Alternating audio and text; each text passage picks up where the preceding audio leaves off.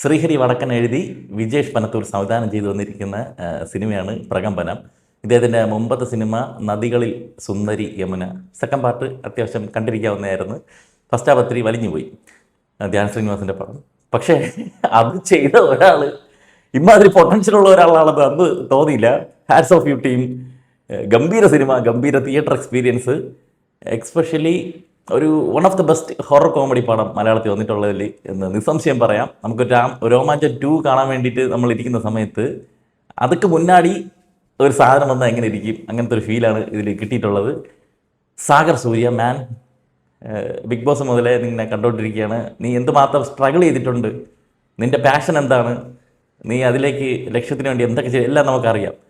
പക്ഷെ നിൻ്റെ തലയിലെടുത്ത് ഈ പടമാണ് അന്യായ പെർഫോമൻസിടെ. എനിക്ക് ഭയങ്കര സന്തോഷം തോന്നി. ഈ സാഗർ അങ്ങനെ ഒരു ചാൻസ് കിട്ടുക, അത് അവൻ അതിഗംഭീരമായിട്ട്, ഇപ്പം ഞാൻ പറയുന്നതിനപ്പുറം നിങ്ങൾക്ക് സിനിമ കാണാൻ മനസ്സിലാവും. സാഗർ തകർത്താടിയിട്ടുണ്ട്. Exceptional performance. വളരെ സന്തോഷം. മുന്നോട്ട് പോട്ടെ. ഇത് ഇതിൻ്റെ ഒരു ടേണിംഗ് പോയിൻ്റാണ് നിൻ്റെ കരിയറിൽ. അത്രയും ഗംഭീരമായിട്ട് ആ ക്യാരക്ടർ ചെയ്തിട്ടുണ്ട്. ഈ സിനിമ കൈയടിച്ചല്ലാതെ തിയേറ്ററിൽ വിടാൻ പറ്റത്തില്ല. അത്രയ്ക്കും ഇവർ ഒരു ചെറിയ ടീമാണെന്ന് വെച്ചാൽ ബഡ്ജറ്റിൽ കോംപ്രമൈസ് ചെയ്യുമോ, സിനിമയ്ക്ക് എന്താണ് വേണ്ടത് ടെക്നിക്കലി ആയാലും അതിൻ്റെ മാക്സിമം കൊടുക്കാൻ സിനിമയ്ക്ക് സാധിച്ചിട്ടുണ്ട്. എസ്പെഷ്യലി ഇതിൻ്റെ ക്ലൈമാക്സ്. നോർമലി ഇങ്ങനെ ഒരു പ്ലോട്ട് കിട്ടി, ആ പ്ലോട്ട് വെച്ചിട്ട് കുറച്ച് കോമഡിയൊക്കെ വെച്ചിട്ട് തട്ടിക്കുട്ടിയൊക്കെ പോയിട്ട് ഒരു സാധാരണ പരിചയമുള്ള ഒരു ക്ലീഷേ ക്ലൈമാക്സിലോട്ട് കൊണ്ടെത്തിക്കാൻ നിർവാഹമുള്ളിടത്ത് പുതുതായിട്ട് എന്ത് ചിന്തിച്ചെടുക്കാം, അങ്ങനെ ഒരു സാധനം അവർ ചെയ്തു വെച്ചിട്ടുണ്ട്. ഇവരുടെ പണി മൊത്തം ക്ലൈമാക്സിലാണ് ഇരുന്നത്. അതിൻ്റെ മേക്കിംഗ് സ്റ്റൈൽ, ആ ഒരു ആംബിയൻസ് കൊണ്ടുവച്ചിരിക്കുന്നത്, അവിടെ സ്ക്രിപ്റ്റിൻ്റെ മികവ്, നമ്മൾ പ്രതീക്ഷിക്കാത്ത ഒരു സാധനം, അതും കോമഡിയും കൂടി അതിൽ കൊണ്ടുപോകണം. അതാണ് അതിൻ്റെ ചലഞ്ച്. ചുമ്മാ ഒരു സീരിയസ് ടോണിൽ പോയിട്ട് കാര്യമില്ലല്ലോ. ഹൊറർ കോമഡി എന്ന് പറയുമ്പോൾ രണ്ട് ഹൊററായാലും അതിൻ്റെ കോമഡി ആയാലും രണ്ടിനോടും നീതി പുലർത്തി എടുക്കണം. അങ്ങനത്തെ ഒരു മികച്ച ഒരു എക്സ്ട്രാ ഓർഡിനറി ക്ലൈമാക്സ് ഒരു ഹൊറർ കോമഡി ചിത്രത്തിന് കിട്ടിയിട്ടുള്ളതിൽ ഏറ്റവും മികച്ച ഒരു ക്ലൈമാക്സ് എന്ന് തന്നെ പറയാം. അങ്ങനെ 100% സാറ്റിസ്ഫൈഡ് ആയിട്ട് ഒരു സെക്കൻഡ് പോലും ലാഗ് അടിപ്പിക്കാതെ ബാക്ക് ടു ബാക്ക് അടുത്ത് എന്ത് നടക്കും എന്നുള്ളത് അവർ കാണിച്ചിട്ടുള്ളത് എല്ലാം നമുക്ക് ആസ്വദിച്ച് കാണാൻ പറ്റുന്ന രീതിയിലുള്ള ഒരു അതിഗംഭീര തിയേറ്റർ എക്സ്പീരിയൻസ് വന്നിട്ടുള്ള ഒരു എക്സലൻറ്റ് മൂവി. ഇത് മിസ്സാക്കരുത്.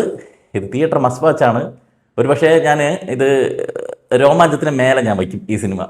കോമഡിയുടെ പെർസ്പെക്റ്റീവില്ല, കോമഡി കുറച്ച് അതിൽ കൂടുതലാണ്. ഇതിൽ അങ്ങനെ ത്രൂ ഔട്ട് ഭയങ്കരമായിട്ട് പൊട്ടിച്ചിരിക്കുകയാണ്. പക്ഷേ ഉള്ള സാധനം കിടിലായിട്ട് അവർ ചെയ്തിട്ടുണ്ട്. അതിനപ്പുറം അതിൻ്റെ സ്ക്രിപ്റ്റിനും അതിൻ്റെ പ്രാധാന്യം കൊടുത്തിട്ടുണ്ട്. ആ ഒരു ഫ്ലോ കണ്ടിന്യൂ ആയിട്ട് പോയിട്ടുണ്ട്. ഒരു സംഭവം നടക്കാൻ പോകുന്നു, അതിനുള്ള കാരണം എന്താണ്, ഈ കാരണമൊക്കെ ജസ്റ്റിഫയബിൾ ആയിട്ട് അവർ എടുത്തിട്ടുണ്ട്. അതാണ് അതിൻ്റെ ഒരു എഴുത്തിൻ്റെ മികവെന്ന് പറയുന്നത്. പെർഫോമൻസ് അതുപോലെ ഇദ്ദേഹത്തിന് കൂടെ തന്നെ ഗണപതിയുണ്ട്. Main central point of attraction Sagar Surya തന്നെയാണ്. ഗണപതി ഗംഭീര. പിന്നെ നമ്മുടെ അമീനും ഒരു സാധ്യത ഈ സിനിമയിലൂടെ തുറന്നിട്ടിരിക്കുകയാണ്. വാതിലുകൾ തുറന്നു വരികയാണ്. ഇവരുടെ 3 പേരുടെയും ഫ്രണ്ട്ഷിപ്പ്, ആ ഫ്രണ്ട്ഷിപ്പിൻ്റെ ബോണ്ടിങ്, അതിലുണ്ടാകുന്ന കോൺഫ്ലിക്റ്റുകൾ, അതിന് വേണ്ടിയിട്ട് ക്രിയേറ്റ് ചെയ്യുന്ന സീൻസൊക്കെ ഒട്ടും ആർട്ടിഫിഷ്യലായിട്ട് വരുന്നത്. ഇതിപ്പം ഒരു ലോജിക്ക് ചിന്തിക്കാത്ത സാധനമല്ലല്ലോ. പക്ഷേ അതിലൊരു ലോജിക്ക് ഉണ്ടാക്കിയിട്ടുണ്ട്. അത് കറക്റ്റായിട്ട് ആ മീറ്ററിൽ വർക്ക് ചെയ്യിപ്പിച്ചെടുക്കുക എന്നുള്ളത് ഒരു ബ്രില്യൻസ് അല്ലേ. അതുകൊണ്ട് സ്കോർ ശങ്കർ ശർമ്മ, അതുപോലെ sound design Kishan Mohan, sound mixing MR Rajesh, അവരെ 3 കൂടി അവസാനം അങ്ങ് തൂക്കിയെന്ന് പറയാം. ഗംഭീര സാധനമായിരുന്നു. എസ്പെഷ്യലി ക്ലൈമാക്സ് ഞാൻ പറഞ്ഞ സംഭവങ്ങളും. ഒരു ഫൈറ്റ് വരുന്നുണ്ട്. ആ ഫൈറ്റിൻ്റെ സമയത്ത് ഈ ഡിവോഷണൽ സാധനം ഇട്ടിട്ട് ഫൈറ്റ് ചെയ്യുമ്പോൾ കാണുമ്പോൾ ഒരു വൈബാണ്. ആ വൈബ് ആ ഭാഗത്ത് കിട്ടിയിട്ടുണ്ട്. പടം എന്ന് പറയുന്നത് ഒരു 3 കോളേജ് പഠിക്കുന്നത്, കോളേജിലെ രാഷ്ട്രീയം കാര്യങ്ങളൊക്കെ ആയിട്ടൊക്കെ പോണ്. അതിൻ്റെ ഇടയ്ക്ക് ഈ ഹൊറർ സാധനം വരുന്നു. അതാരാണ്, എന്താണ്, എങ്ങനെയാണെന്നൊന്നും ഞാൻ പറയുന്നില്ല. നിങ്ങൾക്ക് ട്രെയിലറിൽ അവരത് അങ്ങനെ വച്ചിട്ടില്ല. ട്രെയിലറിൽ വേറൊരു പെർസ്പെക്റ്റീവിലാണ് അവർ സിനിമ കാണിച്ചിട്ടുള്ളത്. അങ്ങനെയല്ല സിനിമ വേറൊരു മൂഡാണ്. അത് ഇവരുടെ പെർഫോമൻസ് പോയിരുന്നെങ്കിൽ ഇത് വെറുപ്പിക്കലായി മാറുമായിരുന്നു. എസ്പെഷ്യലി സാജൻ്റെ അത് കുറച്ച് ഓവറായിട്ട് എന്താണ് കാണിക്കണത് എന്നുള്ളത് അത് മീറ്ററിൽ സെറ്റ് ചെയ്യാൻ സംവിധാനം സാധിച്ചിട്ടുണ്ട്. അതുപോലെ തന്നെ പെർഫോം ചെയ്യാനും അവർക്ക് സാധിച്ചിട്ടുണ്ട്. അങ്ങനെ പോയി ഇതിൽ നിന്ന് എങ്ങനെ ഇതിൻ്റെ അവസാനം എന്തായിരിക്കും, എന്തിനാണ് ഇങ്ങനെയൊക്കെ ചെയ്യുന്നത്, ഇങ്ങനെ ഒരു സസ്പെൻസ് നിലനിർത്തി പതുക്കെ ചുരുളയച്ച് വരുന്നതും, അതും കോമഡി അവിടെ നിന്ന് വിട്ടുപോയിട്ടില്ല. കോമഡിയുടെ അകമ്പടിയോടെ തന്നെ എല്ലാം അവർ കാണിക്കാൻ ശ്രമിച്ചിട്ടുണ്ട്. കണ്ണൂർ പശ്ചാത്തലമായിട്ടുള്ള ഒരു കുടുംബം, അവിടെ നമ്മുടെ അസീസുണ്ട്, അസീസിൻ്റെ ചേട്ടനായിട്ട് ഇവിടെ അന്തരിച്ചു പോയിട്ടുള്ള കലാഭവൻ നവാസുണ്ട്. അവരൊക്കെ കട്ട സഹാക്കളാണ്. സഹാക്കന്മാർക്ക് തുടക്കം മുതൽ അവസാനം വരെ ഇടയ്ക്കിടയ്ക്ക് ഒരു ഗ്യാപ്പ് ഇട്ട് ഊക്കുന്നുണ്ട് പടത്തിൽ. അതൊരു വഴിക്ക് പോകുന്നുണ്ട്.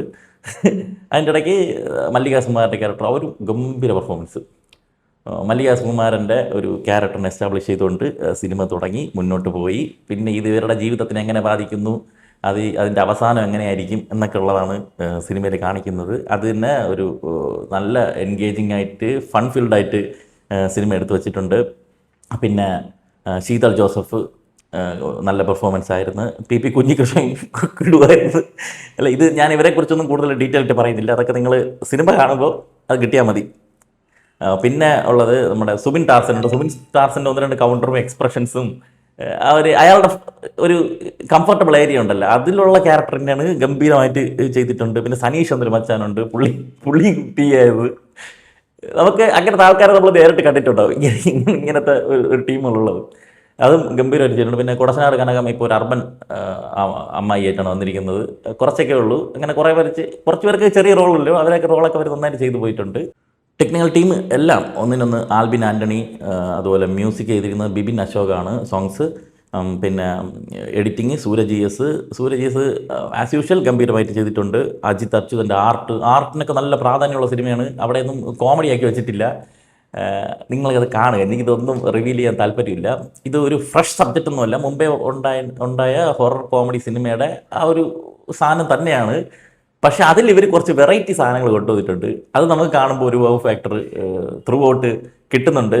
അതിലും ഇവരുടെ പെർഫോമൻസിൻ്റെ മികവും സ്ക്രിപ്റ്റിൻ്റെ ബ്രില്യൻസും ഡയറക്ഷൻ്റെ മികവും കൊണ്ട് ഒരു മസ്റ്റ് വാച്ച് തിയേറ്റർ എക്സ്പീരിയൻസ് ആയിട്ട് പ്രകമ്പനം സിനിമ മാറിയിട്ടുണ്ട്. ഒരിക്കൽ കൂടി ഈ ടീം, ഇതിൻ്റെ പിന്നണി പ്രവർത്തകർ തിരിച്ചായിട്ട് ഈ വീഡിയോ കാണുന്നുണ്ടോ ഞാൻ വിശ്വസിക്കുന്നത്. നിങ്ങൾക്ക് എല്ലാവർക്കും ഒന്നുകൂടെ ഒരു hats off. And Sagar, all the best. ഒരാളെ പറയാൻ വിട്ടുപോയി, രാജേഷ് മാധവൻ. നോർമലി നമ്മൾ കാണുന്ന രാജേഷ് മാധവൻ അല്ല ഇത്. ഒരു രക്ഷയില്ലായിരുന്നു കേട്ടോ. അത് പറയാതെ പോയി കഴിഞ്ഞാൽ അതൊരു അനീതിയായിരിക്കും എന്ന് എനിക്ക് തോന്നി. ആമസോൺ, ഫ്ലിപ്കാർട്ട്, അജിയോ, മിന്ത്ര മുതലായ ഓൺലൈൻ ഷോപ്പിംഗ് സൈറ്റുകളിലൊക്കെ കുറേ ഓഫർ ഡെയിലി വരുന്നുണ്ട്. അപ്പോൾ നിങ്ങൾ അറിയാതെ പോകുന്ന അത്തരം ഓഫറുകളൊക്കെ നമ്മുടെ വാട്സാപ്പ് ചാനലിൽ റെഗുലർലി അപ്ഡേറ്റ് ചെയ്യാറുണ്ട്. അപ്പോൾ താല്പര്യമുള്ളവർ നമ്മളെ വാട്സാപ്പ് ചാനൽ ഒന്ന് ഫോളോ ചെയ്തോളി. ലിങ്ക് ഫസ്റ്റ് കമൻറ്റിൽ പിൻ ചെയ്ത് വെച്ചിട്ടുണ്ട്.